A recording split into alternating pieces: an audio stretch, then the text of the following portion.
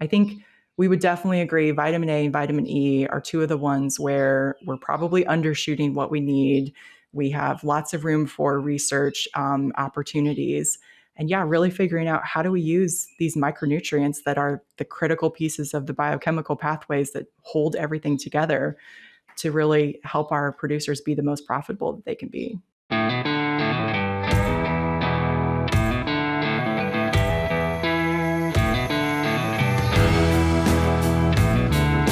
Welcome to another episode of the Beef Podcast Show. My name is Dr. Stephanie Hansen. I'm a feedlot nutritionist at Iowa State University. And today's show is going to be a little bit different. I'm going to be playing both roles, going to be kind of hosting and also contributing to some of our content here today as the guest. So I'll introduce the other party that's here with me today, which is Dr. Mary Drewnoski at the University of Nebraska. So, hey, friend, it's been a while. Hi, Steph. I'm looking forward to getting to discuss vitamins today. This is going to be fun. Absolutely. So if you're not aware, listeners, Mary and I have both been on separate episodes on the Beef Podcast Show in the past. So you can go back and listen to those to kind of hear how we got where we are today in our positions. But just for some really high level background, Mary and I met in graduate school at North Carolina State University, and we have remained good friends since then. And Mary is in her position at Nebraska high percentage extension and is focused on the forage side, cover crop, grazing cornstalk residue. And then with her interest on the cow side is continued to do some really great work on vitamins. And then in my capacity in feedlot nutrition at Iowa State, we have really focused in my lab on trying to refine our understanding of both mineral and vitamin requirements for beef cattle. So our challenge today, Mary, is to talk about kind of this concept of optimum vitamin nutrition. And I think we're going to start at the top of the alphabet. So let's talk a little bit about vitamin A. Well, by far, that's the one that's the most interesting to me right now. So let's start with A. Absolutely. Okay, so I thought maybe a good way to start this conversation, because I don't know where your context strength sits in your Clifton strengths. Is it in your top 10? It is not. Yeah, but I feel like when we compare the two of us, like I tend to have more of a little bit of a forward-looking, kind of futuristic kind of attitude. And I think that one of your superpowers is sort of your ability to be a lot more reflective and dig back into the history of something. So I think maybe a lot of folks don't completely know how the NRC committees tend to put together these guidelines. And neither of us have been on a committee, but you've done a lot of work digging into what are some of the data that those committees might have used to make the current vitamin A recommendations. And I think maybe let's start with that and just kind of walk our listeners through a little bit of, those studies, and we can talk about them more in detail since that's kind of our main topic here today. Yeah, well, I think one of the things that I was doing, because we started getting questions about vitamin A, and specifically with some of our producers not having cows on grass for a significant portion of the year, we actually started seeing some vitamin A deficiency. And that kind of led me into, well, what are the requirements and what do we really know? And when I went down that rabbit hole, as you said, I tend to go and look at, okay, well, what was the studies that these recommendations were based off of? I could only find 3 studies which were conducted with beef cows, which was a bit of a shocker to me, to be honest. And of those studies, one of them, well, 2 of them actually were very, very small numbers. One was a 34 paper, Gilbert and Hart, and the other one was a 1956 paper, which was Church. And in both of those, they had, less than 10 animals. I mean, it's a very, very small number of animals. In the Gilbert and Hart paper, they were really just trying to create a deficiency. And the coolest thing I think about that paper, though, was that they realized that, you could feed next to nil for vitamin A, in this case, beta carotene, because that's what they were using as their source of vitamin A. Remember, 1934. So they could feed very, very little and have a cow produce a live calf. And so what they found was that the cow's actual requirement, before they actually started seeing blindness, for instance, was very, very low. But they would have a live calf, and then the calf would subsequently show signs of deficiency and die. Usually diarrhea was the big one. So their take home was the calf's need is a lot greater than the cow's. And then in 56, Church was really trying to look at supplementation, but it was in gestation, or not in gestation, but in lactation. And so what they realized was that honestly, supplementation during lactation didn't really improve the response of the calf. And so to me, that was the take home message from their study. It was kind of we either didn't supplement or we did. So that's another limitation, is that there are no studies with titration levels to actually come up with some recommendation. And then the last one was a 1970 study.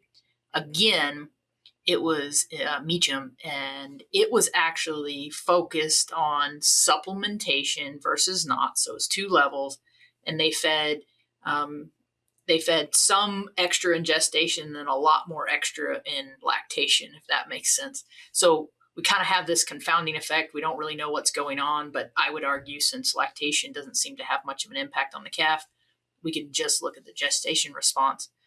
And that study was better powered. It had a couple hundred cows on it.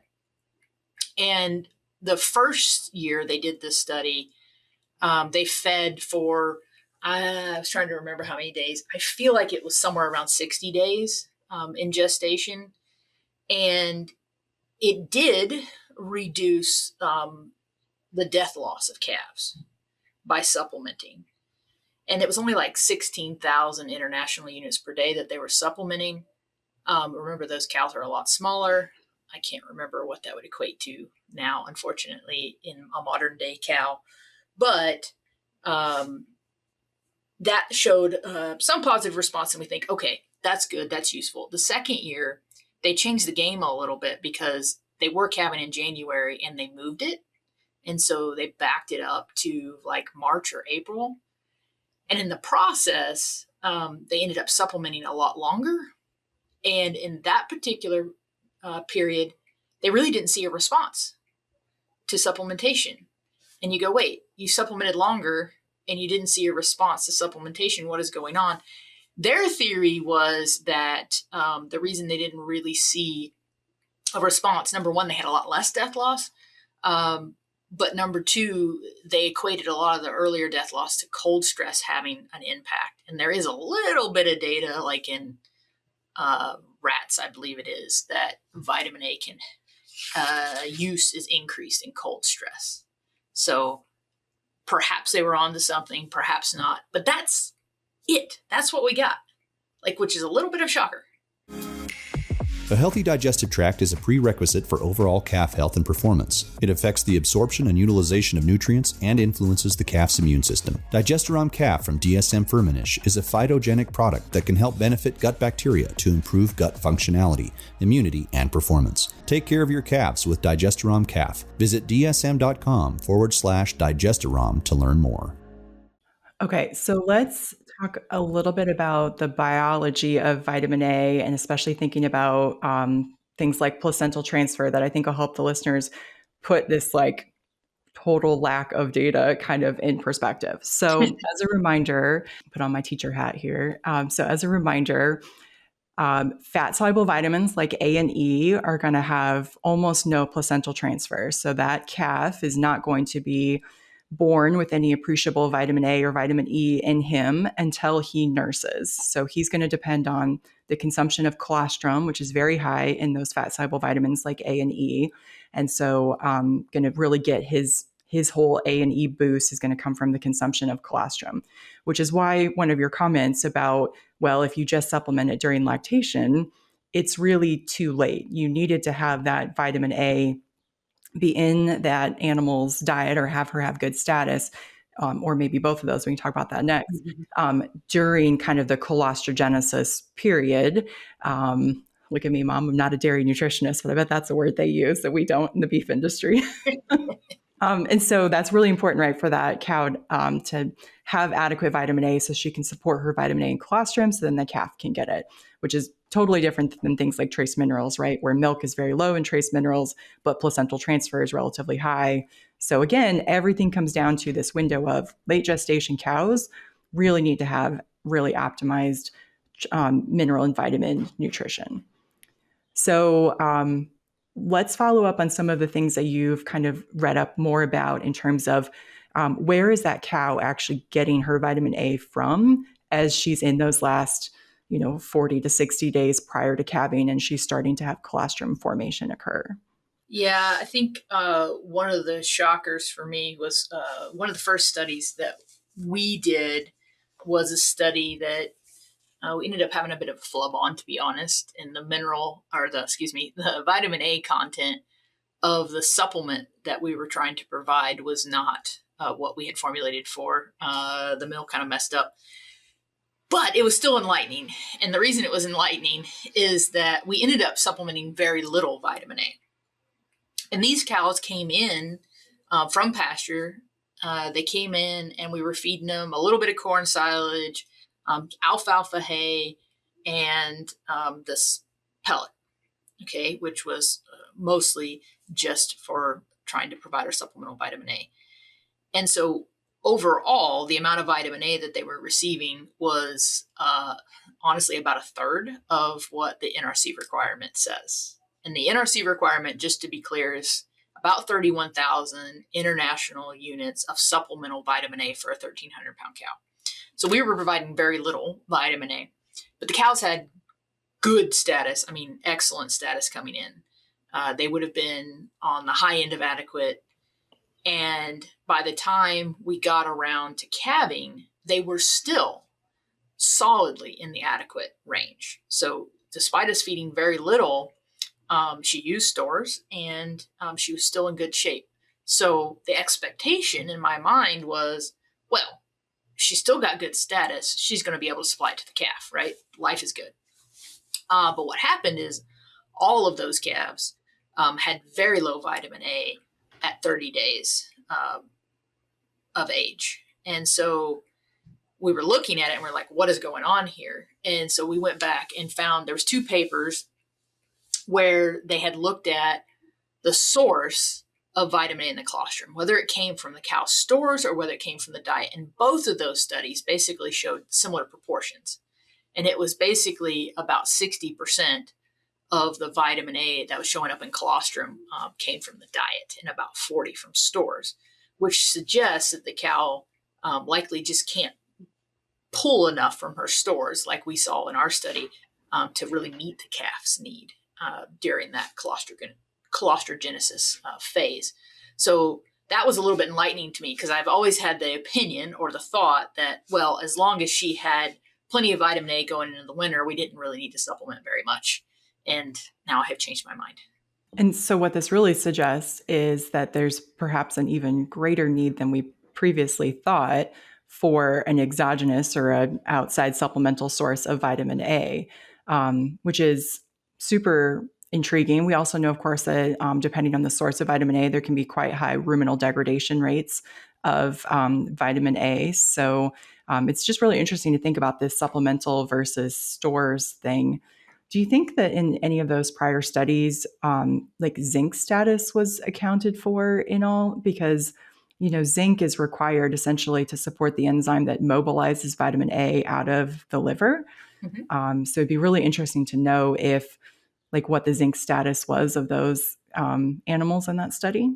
Yeah, none of the studies mention zinc, just to be honest. And I agree with you that I think it's probably something that we should be reporting and we should be thinking about when we talk about vitamin A. In fact, I had a producer call me one time and he had symptoms that looked very much like vitamin A deficiency. In fact, he even had blind calves. And we were talking through what his diet looked like. We were talking through the supplemental levels he was providing. And I was like, what in the world is going on? And then I asked him a question about his mineral program. And what I learned is that he was not supplementing any zinc. And that was kind of the light bulb moment for me that likely what we were seeing is a secondary deficiency problem here, that he had zinc deficiency and he was seeing these signs of vitamin A deficiency. And so we had a discussion, which is sometimes hard to help people understand why this might be happening. But my recommendation was not to up his vitamin A, which is what he wanted me to say, because he was actually supplementing a very high level of vitamin A. My recommendation was to actually start feeding some zinc. And I actually suggested in that case that he might also consider going ahead and using, an injectable mineral source to try to get things stimulated and started off. Well, I think this is really interesting because it's one of the things we run into all the time when troubleshooting both vitamin and mineral questions, right? Is that oftentimes the symptoms are a secondary deficiency and you've got to backtrack to figure out what the primary deficiency is. So one of the challenges, right, one of my favorite sayings is no mineral is an island, because as soon as you change one thing, it affects something else. And we could certainly roll the vitamin interactions in there as well. So I think a couple of things for listeners to keep in mind. You've mentioned in some of our prior discussions that there is a boatload of beta carotene in fresh growing green grass. So if cows are out grazing that, they're not going to run into vitamin A deficiencies because of a lack of beta carotene, which is the precursor to vitamin A that they get from grass. And in fact, they can get too much of it. And so there's actually not super efficient absorption of beta carotene in the rumen small intestine, in part because it's a way to prevent some of that overload, because vitamin A is a fat soluble vitamin and we can have toxicity issues if we have too much of it. But what's often overlooked is the fact that zinc is one of our most common trace mineral deficiencies in the cow herd. Even if forages have a decent amount of zinc, they might not be very available sources of zinc. Plants might have different amounts of uptake of zinc depending on soil conditions, and that could be affected by things like drought. Jeff Hall's got some nice observations that he's made when he was at Utah State in the diagnostic lab there, that in drought years, they would see, transient cases of things like vitamin A deficiency, but they would see it persist into the next year, even when the grass was nice and green. And his theory there is that zinc is not as available to the plants in that second year because of that drought, kind of changing the airflow into the soil and having more oxidized zinc. So the plants aren't able to take it up as well because it's not in its reduced form. So I think it's really interesting to think about the interactions between something like zinc and vitamin A. Yeah, I think that's very important to consider, like that there's a lot of things that interact. I also think we're talking about troubleshooting, and one of the common things that at least I get is somebody and or their vet will call and they'll be like, here is, an analysis of a calf that died, right? And they're like, look, it's low in vitamin A. And the first question you have to ask is, did that calf nurse? And so, chicken or egg kind of thing, a lot of times that is not necessarily indicative that it's actually a deficiency issue. They may not have nursed for some other reason, and thus they died because of that. And so I think it's really important to recognize the colostrum is the source. So if they didn't get a significant amount of colostrum, then nothing you're going to do on terms of feeding the cow is going to help you in terms of keeping that calf alive, if that makes sense. So you said earlier that about 31,000 international units per day for about a 1,300-pound cow would be supplemental. Yes, would be, we did not practice that, but good job, would be the NRC recommendation. What is your recommendation? What is the Mary Drewnoski recommendation? Yeah, I need more data, but right now I tell people typically that I shoot for somewhere around 75,000 international units per day. And that seems like a huge jump, but we have some data where we were basically feeding NRC to cows on stored forages versus 3 times and 5 times NRC, so 91 and 155,000. And even at the it's 93,000. But even at the 93,000 international units per day, we fed for 165 days. So basically through mid-gestation, late gestation, and into early lactation, that's where we got the cow stores up into sufficient, and we ended up with most of the calves being sufficient at 30 days of age. We were somewhere actually around 70%, but that said to me that we need to feed significantly more than we thought. But remember, that's not necessarily in contrast to the NRC. So the NRC says supplemental. It tells you nothing about what the assumed diet is. The diet we were feeding had very, very little beta carotene in it. And so if I think about, like, if you make the assumption that the NRC is assuming green hay, that actually is pretty much in line. So to me, one of the challenges is that maybe there's a little or a lot of ambiguity in the way the NRC has stated it, because they don't tell you what the total target is, which I think would be much more effective. They tell you a supplemental, and I don't know if they're assuming, but looking at that data, I kind of say, well, that would make sense to me, especially given other countries and what they suggest is the requirement, which is more in line with that 90,000 international units total for a cow. So that's part of why I really appreciate your approach to answering some of these questions, because you've been really diligent about digging into the literature and looking at the basically NRCs from other countries and how they've formulated their vitamin A recommendations. You've kind of pointed out some of the nuances of this current recommendation and maybe the assumption that they were on green hay, and maybe that's definitely not the case. I mean, my cows don't see a hell of a lot of green hay over the winter, that's for sure. Because I think sometimes it can feel like we're picking on the NRC committees and being like, why didn't you do a better job with this? And that's not at all what we're saying. We appreciate that they had very little data to work with, and it's a really hard job to put these, textbooks, which is what they've become, together. And so we're really just trying to figure out, how do we design the best next studies to hopefully make each subsequent edition of the NRC or NASM, whatever we're calling it now, be even better. Yeah. So I think what we talk about, okay, if we move from supplemental to total, I think that would be useful. But I also think there's this whole other plethora of questions that I have now that's kind of come along. One of which is timing, right? Like, if we're trying to target the colostrum and fortifying the colostrum, because that's really what we care about, as I alluded to earlier, the cow really doesn't need a whole lot of vitamin A or beta carotene to meet her needs and to reproduce and all the things that we think about, carry a live calf. So it's really about making sure we get this colostrum fortified. When do we need to start supplementing? Like, how much and when? So I think timing and amount together in gestation is one of the questions that I have, that there's really not data that I feel comfortable saying that we have any clue on, just to be honest. So I'm going to put on my feedlot hat and say this becomes even more complicated as we think about the implications not only of early calf health, and I guess we should reiterate, right?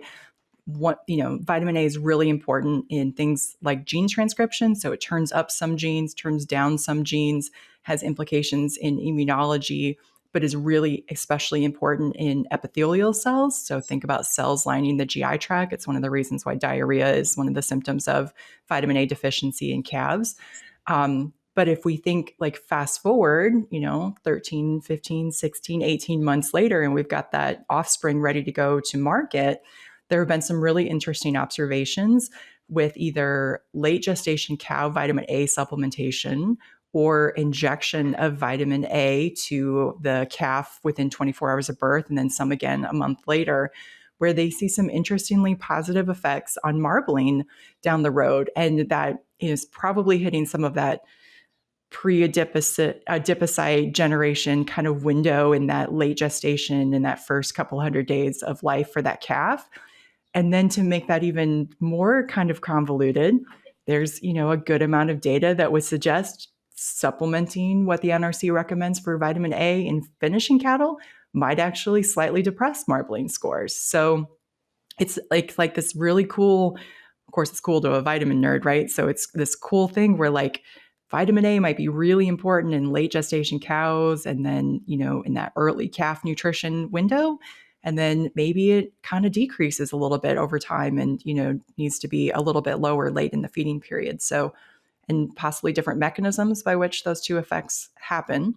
So certainly opportunities for more work to be done there.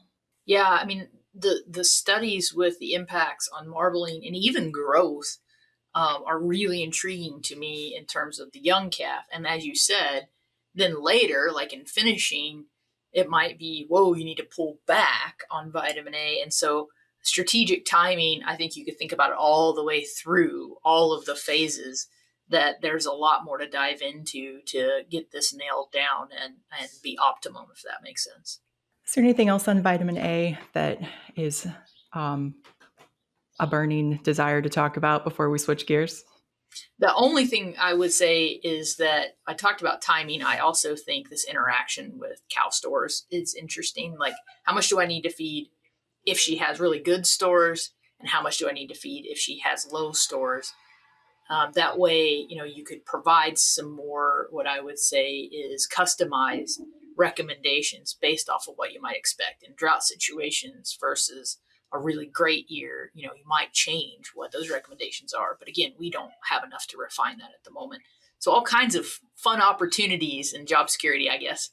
Okay, so I think another fat-soluble vitamin that is probably in some desperate need of additional research. So one of the comments you made earlier about vitamin A was we don't really have any titrated studies. So what we mean by that is we don't have a study that has looked at 3 and 4 and 5 different concentrations of supplemental vitamin A in that case to really kind of try to apply some modeling stats to it and say, oh, it's really this third from the top level, or it's somewhere between that third and fourth level.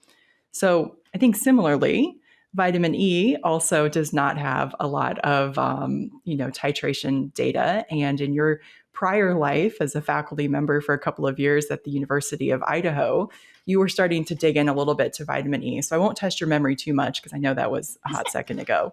But I think this is another interesting one to talk about. So what do you think are some of the, what do we know about vitamin E in cows right now? Well, I think we don't know a lot about it, but I do think that based off of my recollection and looking again into the literature, there wasn't a lot in beef cows.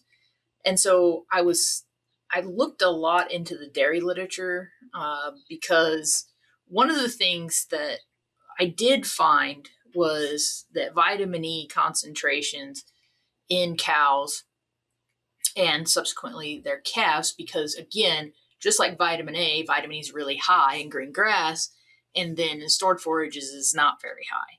And so what we were seeing is, again, that our spring calving system, where a lot of us are calving before green grass, we kind of are hitting this calving time at the time when the cow has the least amount of these vitamins. And so we are kind of setting ourselves up here for, I don't want to say failure, but we're setting ourselves up that we need to be thinking more strategically about supplementation. And so on vitamin E, I was doing a little bit of looking into vitamin E and what's going on in terms of the calf, but also, health. And it did look to me like this is something that we needed to do more research on. And again, with this whole situation of cows spending less time on green grass, it becomes even more exacerbated. And in my work with cows who are completely in confinement, I was trying to get vitamin E levels to be sufficient in the cow, just using plasma. And it was a really interesting thing because I first started out using the dairy recommendations, and then I was trying to titrate it out, and it's a lot more vitamin E than we might have thought, I guess that's the only thing I can remember about it, that we had to feed quite a bit of vitamin E to get there. Here's the challenge with vitamin E: selenium. So we talk about no mineral as an island. Selenium, of course, is a lot cheaper to supplement. It has limits. It does have limits. There is a certain amount that you can feed, and there's potential for toxicity, of course. But there's an interaction between those two. And so I think we just like you shouldn't be looking at vitamin A without assessing zinc, I think you shouldn't look at vitamin E without assessing selenium. Yeah, I totally agree with that. And I feel like the vitamin A zinc thing is we only understand a fraction of that the way that we understand vitamin E and selenium. So both of them are basically playing roles as antioxidants in the body. And so, of course, vitamin E's superpower is that it's one of our only lipid soluble antioxidants. And so it's on site, on location, as I tell the students in class, when you have lipid peroxidation risks. And so that's things like the cell membrane, which has lipids there, the lipid bilayer. And so if you don't want cells to be leaking out their contents, you want to keep them nice and strong and intact. And antioxidants like vitamin E really help support that. So talk about vitamin E and stress. I know you've done a little bit of work in that area. Yeah, so we did a receiving study, Erin Dieters did during her PhD, and this is published. I think it's a 2018 paper or maybe a 2019 paper. And basically, what we did was brought in a set of calves from a single ranch, and they would have come in, so like in October, right? So we would expect them to have pretty decent vitamin E status coming off of grass. This was actually our producer from Valentine that we typically go back to, so kind of northern Nebraska. And we had 4 treatments. So one of them was no supplemental vitamin E. And this was only a 28-day receiving study. And during the course of those 28 days, not supplementing vitamin E to that diet, which would have been a typical like corn silage and distiller's grains kind of diet and some dry rolled corn, we took them from adequacy to borderline deficiency in 28 days by not adding vitamin E to the diet. Our next treatment was what the NRC recommends. And so that's, I think, was about 125 IUs per day by the time we got the intakes for those calves. And they kind of maintained. And then we fed what we kind of call the stress dose. So there's some prior literature. You talked about the dairy and others. We're feeding like 500 international units per day. It, for maybe a relatively short period of time, could be beneficial in animals, who are commingled and having more disease challenges and kind of higher stress. And then our last treatment was what I call our pharmacological dosing, and that was 1,000 international units per day. So again, this would be like 0, 125, 500, and 1,000 as kind of the 4 doses that we look at. And the main thing that we saw was no real differences in performance in that 28-day trial, but we did a vaccine and then boosted them. And what we saw is that in the pharmacological dose, the 1,000 IU per day for that trial, those animals had the fastest and the best titer response. So the way I think about vitamin E is that sort of at the lower doses, it's meeting its physiological needs in the body as an antioxidant. And at those higher doses, it's likely slipping into a positive effect on immune cells that we're maybe not completely understanding of what that looks like. Well, one of the things, with the vitamin E, and I was looking at it from a young calf perspective. So, newborn calf is its ability to help immune cells, and in particular, in the situation of young calves, their neutrophils can be overactive, and thus vitamin E was kind of helping remediate some of that problem and actually help them mount an immune response, a better immune response. And so it kind of fits. I think it's kind of a similar thing there, that we're seeing some benefits in terms of how vitamin E helps with immunity. Now, with that, I want to ask you one other question, which is off topic a little bit. It's vitamin C. So recently I got a question about use of vitamin C. In particular, this was an injectable vitamin C. But when we're talking about shipping stress, and we're talking about stress events, what about vitamin C in beef cattle? Yeah, so vitamin C has been largely ignored because unlike us weak humans who have to drink our orange juice in the morning to get our vitamin C because we can't synthesize it, cattle are actually able to, in the liver, turn glucose into ascorbic acid, which is the active form of vitamin C. So as with all good things, we tend to not worry about coming up with a recommendation for those things because the animal makes it, right? So the same way that the bacteria make the B vitamins and vitamin K, and they get vitamin D from synthesis and exposure from the sunlight, we've ignored a lot of those things. And so that's, I think, where a lot of the research opportunities are moving forward. Our work with vitamin C, right? to optimize it. Absolutely. Yeah. And our work with vitamin C has really been twofold. We have done some work with using rumen-protected vitamin C to overcome the oxidative stress induced by high sulfur diets, and saw some positive effects on things like marbling, improvements in things like glutathione, which is their antioxidant, one of the antioxidant markers. And then the big one that we've really focused on has been when we truck cattle, and especially for longer distances, we know we suppress their antioxidant capacity. We're basically using a bunch of those antioxidants to deal with the stress of trucking. And so they have a greater risk for oxidative stress, and that can decrease feed efficiency and make them more susceptible to inflammation. It's kind of a vicious cycle of inflammation, oxidative stress, inflammation, oxidative stress. And so a lot of our work has been looking at if we try to break that cycle by coming in and using something like a very potent antioxidant. And in this case, it was injectable vitamin C given before or after trucking in a couple of different studies. We were able to get those cattle to come back up on feed more quickly after trucking, and then have better overall performance, especially if they had lower antioxidant capacity getting on the truck. Yeah, I think that's one of the things I think is really neat is that, and also a little bit scary, but that we think we have all this figured out, right? You look at things like the NRC and you're like, there is nothing left to learn. And yet there are all these things to learn. And so I think it's a little bit humbling sometimes to realize how much we really don't know, and how much opportunity there is for us to learn and optimize our production systems. Yeah, well, we've talked a little bit about this in the past, but if we go back and look at a lot of the foundational studies that were conducted to figure out any of our nutrient requirements, like not just the micronutrients, but anything, right? I mean, there's cattle today who are so heavy at the end of the feeding period that they're not even on the table in the NRC, right? Like we just got big cattle today. And if we have cattle who have basically the capacity to grow at twice the rate that they did in the 70s, like the Capper review would suggest, how could we possibly think that just doing the same things that we've always done is going to work for everything? And it's not going to be that more is better in all cases. We've got to be really specific, and you used the word strategic before, and strategic supplementation is one of my favorite concepts. There's some things where we're probably leaving pounds or calf performance on the table because we're not feeding enough. And there's others where we might be actually doing some detriment by overfeeding. So I think we would definitely agree vitamin A and vitamin E are two of the ones where we're probably undershooting what we need. We have lots of room for research opportunities. And yeah, really figuring out how do we use these micronutrients that are the critical pieces of the biochemical pathways that hold everything together to really help our producers be the most profitable that they can be. Yeah, I agree with you. And I would even throw vitamin D on the table, that we probably haven't looked at it either because we assume since this is enough.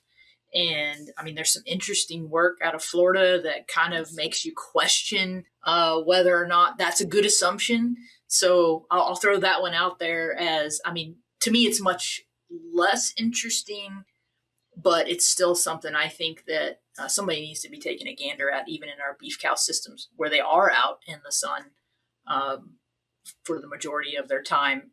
It's probably still something that we should be looking at. I totally agree. Some of the different forms of vitamin D that are available for supplementation now. And so you're referencing Corwin Nelson's work down at the University of Florida, who's kind of a immunobiology vitamin D nerd at his finest. And he gives a really great presentation too. I've been to a couple of meetings where he talked. So he's definitely seen some cool stuff. Dale Blasi has done a little bit of work at with some vitamin D in receiving cattle, especially high stressed. He's been on the show before and gave a great interview with Brandy. So I think I agree. Again, it's all these assumptions that, they're out in the sun, they don't need vitamin D. It's fine. But we have genetically selected for this beast who has tremendous potential if we can figure out exactly how to optimize it. I think sometimes it's easy to simplify and say, well, they're just bigger animals, so on a percentage body weight basis, things, you just scale up. But I think your comment about you got to remember the amount of muscling and the difference between what it has been in the past and what it is now. There was a study, and I can't find it again. I read the study and it was buried in there, and that's the problem. But they had two they had two different sources of calves. So they had calves that they had bred, and it was shorthorn on shorthorn, and they had shorthorn on limousine. And so one of the things that was really cool is, it was a very old study, but they saw a lot higher incidences of vitamin A deficiency at the same level of vitamin A supplementation in the shorthorn on limousine. And they proposed that it might be because of their greater muscling and growth rate. And it totally made sense to me, right? That seems very logical. Unfortunately, I can't find it. I keep looking for it and I haven't found it again. But that is kind of the thing that I think is something we have to consider here, that it may not just be, oh, you just proportionally increase it. Muscling and growth rate is probably different than just looking at an exchange on a body weight basis. Metabolic body weight, I guess, is the way I would think about it. Okay. Any last thoughts on vitamins? Otherwise, we're going to move on. 40 minutes on vitamins, that's probably enough for the non-nerds out there anyways. So true. It's time for our famous three. Okay, so we're going to do our three famous questions here at the end. We might have a little bit of a twist on this here for you folks listening. So Mary, I'll ask you first. What's your favorite beef-related resource? Yeah, I guess I would say I actually like to listen to the Beef Watch podcast, which is a UNL podcast that Aaron Berger, which is one of our educators, does.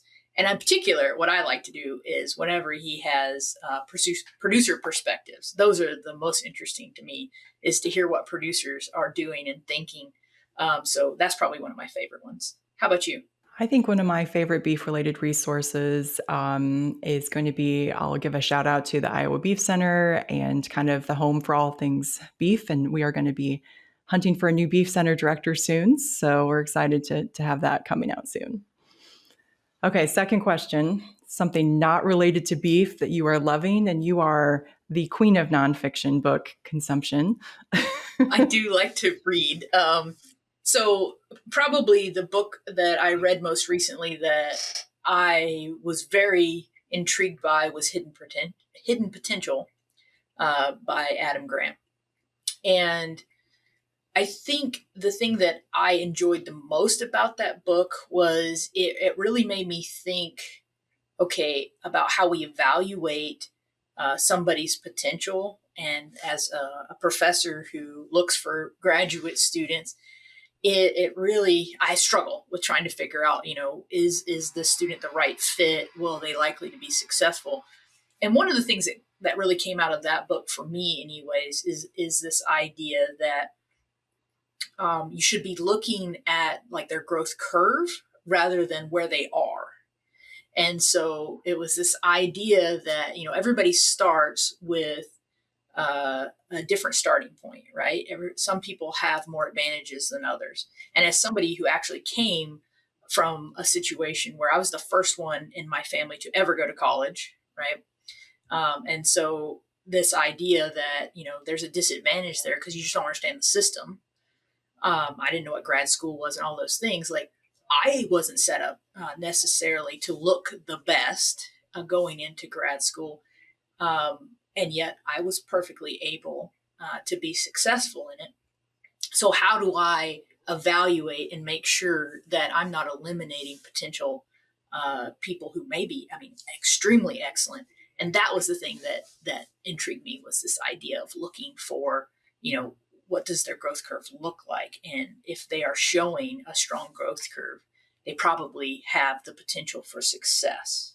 I love that. I would love to know what interview questions I would need to ask to figure out where somebody is in their growth curve, because it's already hard enough to find the perfect person to run the perfect project, and that's everybody's going to be excited about. For sure. And I guess one of the things that hit me is that I have been talking to students more about struggles and like asking them about struggles that they've had and how they overcame them. And I have found their answers to that question to be quite enlightening. If they can't articulate a struggle, then that right there is a little bit of a red flag. But when they can, sometimes that really tells me a lot about who they are and how they deal with things. So there's my answer to that question. Okay, for you, what is something that is a good resource that's not related to beef? Yeah. Okay. So I'm going to recommend one of the many podcasts that I listen to. So it's funny. You like to read the nonfiction books and then give me the cliff notes later. I like to listen to the author of the nonfiction book be on a 30-minute podcast. So I can consume it on the way to work. And one of my favorites right now is Coaching for Leaders. And I think he brings all kinds of great people on there, big names, but they're very focused. And it's always like, how can we get better? The host was kind of from the Dale Carnegie School of Training and stuff. And so I really appreciate that. And as we've talked about many times, as faculty, there are about 1 million things that we're never trained to do before we show up to day one of the faculty position. And the business kind of leadership aspect of it is definitely one of them. And so I think that's a great resource. Agreed. I love Coaching for Leaders. You turned me on to it, and yeah, I like to listen when I take a walk, and it's very useful. And that's where I usually get a lot of my book recommendations. So their advertising works, right? They get on, they do a podcast, and then I buy the book. So I'm a sucker. What can I say? Absolutely. I mean, they definitely say podcasts sell books. So, okay. So the last question that we normally do, we're going to kind of tweak this a little bit. So our question is usually something like, what's a trait of somebody you know that's helped make them successful? But this is kind of a rare opportunity for us to kind of be on a show together. And so I thought maybe we could say, what do we think are the traits of us that have made us really good partners in some of the projects that we've done in the past? So we have our own Mentoring Matters graduate kind of focused mentoring podcast that we do together. We've done big grants together. When you were a postdoc at Iowa State and I was getting started on faculty, we were very successful in a lot of grants and getting papers out the door. But also we've just not killed each other, and we've known it for each other for like 20 years this fall. So what do you think it is that's made us a good team? Yeah, that's funny. We've not killed each other, she says. After 2 weeks on vacation, we haven't killed each other. Then that tells you. So I think one of the things is that we're different, right? And so some of the traits that we are different in works really well. Number one, you are a planner, and I am not a planner. And I think that if we both were either one or the other, it would not work very well. Yeah, I totally agree. We're both morning people, so I think that works really well, right? In terms of kind of being in sync for things like that. I have influencing strengths, so I like to go out and have big ideas and shake the trees and make things happen. And I love that about you. And I completely am the opposite. Like, networking is my fatal flaw. Like, that is not the thing that I do very well. But on the flip side, right? Your superpower is the executing side of things, right? So you're going to make sure that the plan that I've come up with is actually something that we could do, because you're not going to let me move forward with it until I've convinced you that we can actually do it. And you're going to be the boots on the ground, right? Like, that's why we're such a good team, because when I come up with crazy ideas, like, let's do this, don't just tell me yes right off the bat. You're like, okay, let's think about this. Is it going to meet both of our personal missions, right? I think that's another important thing that we do a good job of, like, aligning on those projects. Yeah, I agree. I think I start thinking about how do you execute right away, which sometimes can be annoying to people with, the big influencing, but it's important. And then the same thing, like we talked about writing. And so I am very good at putting a skeleton together and getting the bones, but I don't do the sales pitch nearly as well as you do, and just bringing it together and making it very fluid and easy to read and really highlight the importance. And that's what you do very well. Yeah, I just think this is a great example of an opportunity to remind people that differences can be some of our biggest strengths when you figure out how to do those kind of, like, perfect partnerships and perfect pairings. So, all right. Well, thanks, Mary, for being on this episode with us. This was really fun to get to be vitamin nerds for a little while. Where can people find you or reach out to you? Well, you can easily find me at beef.unl.edu, or you can just Google my name, because my name, Mary Drewnoski, Drewnoski, is not very common, and I will show up on Google first. Excellent. Okay, and folks can find me at Mineral Nerd on Instagram, and otherwise, as a faculty member, we're very stalkable. So Stephanie Hansen at Iowa State, we have a ruminant nutrition website. Would love to hear from folks. And with that, we will sign off and say that we'll see you next time.